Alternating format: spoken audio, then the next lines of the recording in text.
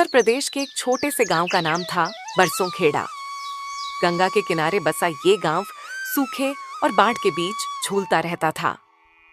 गांव की आखिरी गली में, जहां से खेत शुरू होते थे, वहां एक पुरानी मिट्टी की मढ़ी में रहता था हरिया।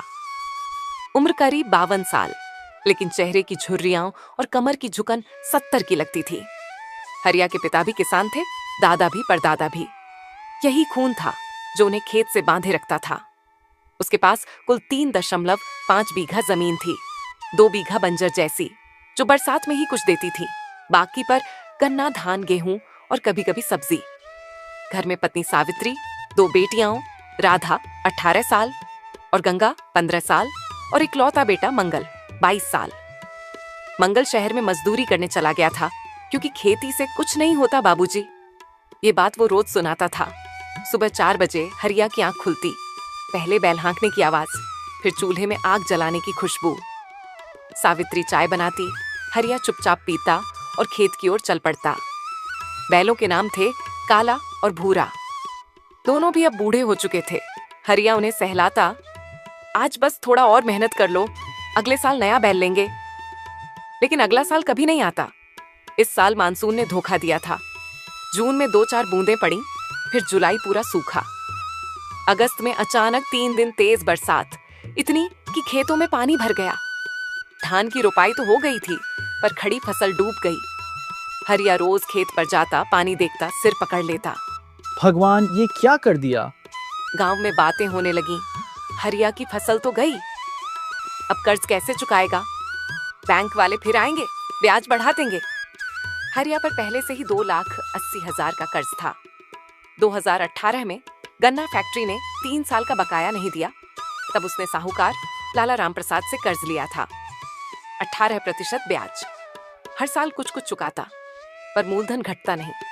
सितंबर आया, मौसम अब ठंडा होने लगा। हरिया ने जो बचा खुचा धान था, उसे काटने का फैसला किया, लेकिन मजदूर नहीं मिल रहे थे। गांव के जवान शहर जा चुके थे।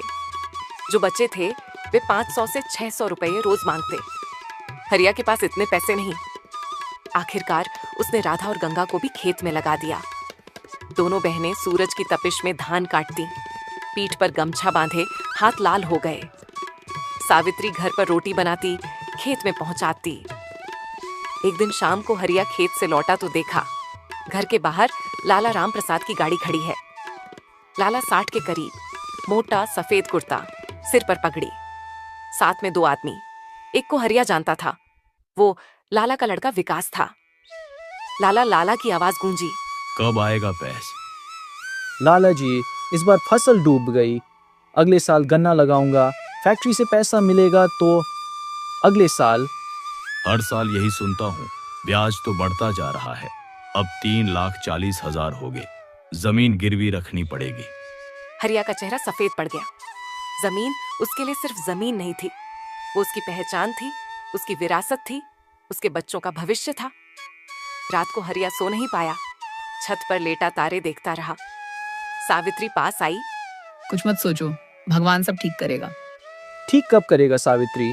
30 साल से रोज खेत में खून पसीना बहा रहा हूँ। आज भी बच्चे भूखे सोएंगे। अगले दिन सुबह हरिया गांव के सरपंच रामदास के पास गया। ने कहा, सरकार की योजना है, फसल बीमा क्लेम करा लो। रामदास हरिया ने फॉर्म भरा, फोटो लगाई, लेकिन पता चला कि बीमा कंपनी कह रही है बारिश से डूबने पर क्लेम नहीं मिलेगा, क्योंकि ये प्राकृतिक आपदा नहीं मानी गई। हरिया रो पड़ा। अक्टूबर आया, गेहूं की बुआई का समय। हरिया के पास बीज भी नहीं बचे। उसने आखिरी उपाय किया, गांव के बाहर वाले कृषि विज्ञान केंद्र गया। वहां एक युवा अधिकारी अजय सिंह मिला। अजय ने सुना, फिर कहा, आपको आधुनिक तरीके अपनाने होंगे।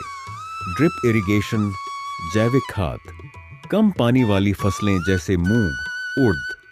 हरिया हंसा। साहब, मेरे पास तो पानी ही नहीं, ड्रिप कैसे लगाऊं? सरकार सब्सिडी दे रही है, मैं मदद करूंगा। अजय सच में मदद करने लगा। पहले तो हरिया को शक हुआ, लेकिन अजय रोज आता, खेत देखता, मिट्टी की जांच करवाता। धीरे धीरे हरिया का मन बदला। उसने 1 बीघा में मूंग लगाई, कम पानी वाली फसल, साथ में गन्ने की पौध भी रोपी। लेकिन इस बार नई वैरायटी, जो 10 महीने में तैयार होती थी, और ज्यादा चीनी देती थी।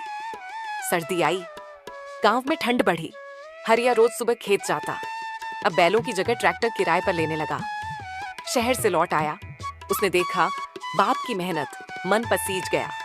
बाबूजी, अब मैं भी खेत में रहूंगा। फरवरी में मूंग तैयार हुई। पहली बार इतनी अच्छी फसल हुई। बाजार में अच्छा दाम मिला, 8,000 रुपए प्रति क्विंटल। हरिया ने 40,000 कमाए। पहली बार उसने सावित्री को नया साड़ी दिलाई, बच्चों को नए कपड़े। लेकिन लाला राम प्रसाद फिर आया। अब तो पैसा है ना, 50,000 दे दो। हरिया ने कहा, लाला जी, सब एक साथ नहीं दे सकता, लेकिन हर महीने 10-10 हजार दे दूंगा।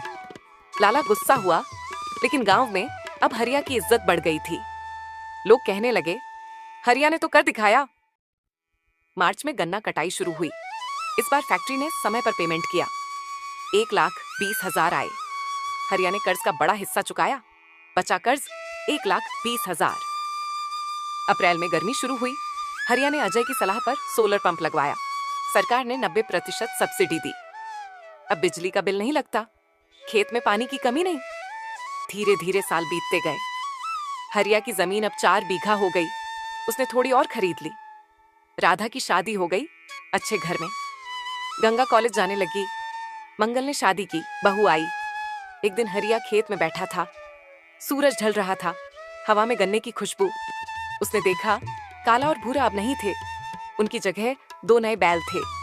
मंगल ट्रैक्टर चला रहा था। हरिया ने आकाश की ओर देखा भगवान, तूने सुना? देर से सही, पर सुना। और उस दिन हरिया ने फैसला किया, अब वो गांव के और किसानों को सिखाएगा। वो खुद बन गया किसान गुरु। अजय के साथ मिलकर गांव में किसान क्लब बनाया। लोग आते, नई तकनीक सीखते।